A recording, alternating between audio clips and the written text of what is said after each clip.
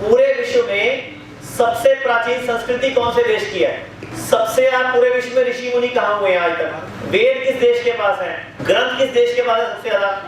चरक संहिता, आयुर्वेद किसका है? संस्कृति भारत की सबसे पुरानी, संस्कृत भारत पुराना, ऋषि मुनि आगे पुराने। अगर आप साइंटिस्ट की बात भी करोगे ना पूरे विश्व में, वो भी सबसे भारत में है आज भी। तो पूरे विश्व में सबसे प्राचीन संस्कृति हमारी, ग्रंथ हमारे, आयुर्वेद हमारा, फिर भी भारत में इतनी बीमारियां क्यों, इतना भ्रष्टाचार क्यों, इतनी महंगाई क्यों, घरों में इतने कलेश क्यों? और भारत के लोग आज WHO की और भारत सरकार की माने तो 2013 के आंकड़ों के अनुसार भारत में जो एवरेज एज है वो 65 ईयर है, यानी कि भारत के लोग 65 साल की उम्र जी रहे हैं।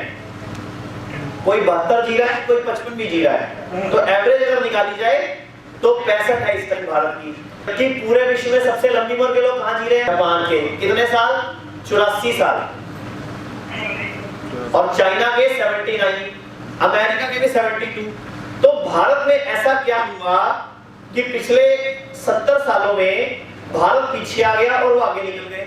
भारत ने क्या गलती करी कि भारत ने अपने ग्रंथों को, अपने वेदों को, अपनी गीता को, अपनी जो भी ग्रंथ है भारत के, उनको पढ़ा नहीं।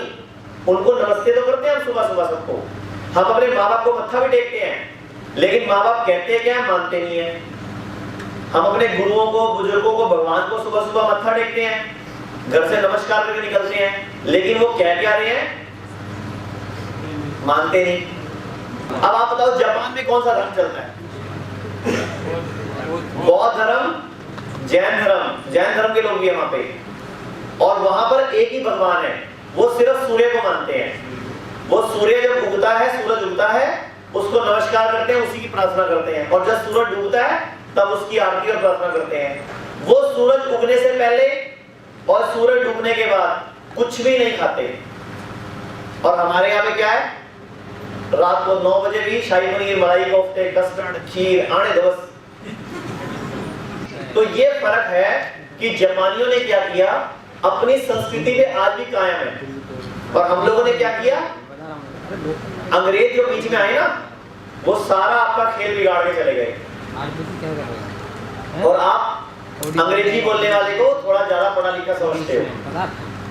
जो डॉक्टर इंग्लिश में बात करता है, आपको लगता है बस यही डॉक्टर है, बाकी सब फर्जी हैं। ऐसा ही है ना? समझ तो आएगा नहीं, बस उसने बोल दिया इंग्लिश में। अभी मैं आपको आधा घंटा इंग्लिश में लेक्चर देता हूँ, आधा समझ आएगा, आधा समझ नहीं आएगा, बस तालियां हो जाता है बाद में, क्योंकि समझ आया नहीं।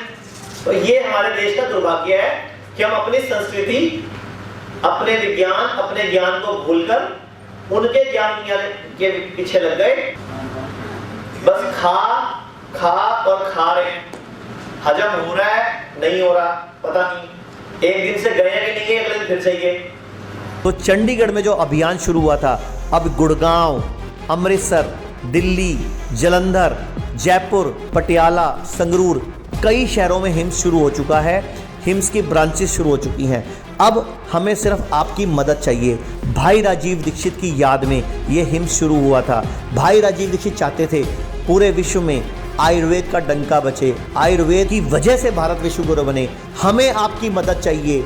हर किडनी पेशेंट, लीवर फेल के पेशेंट और कैंसर के पेशेंट तक इस वीडियो को पहुंचाइए और भारत को विश्व गुरु बनाने में हमारी मदद कीजिए। धन्यवाद। जय हिंद।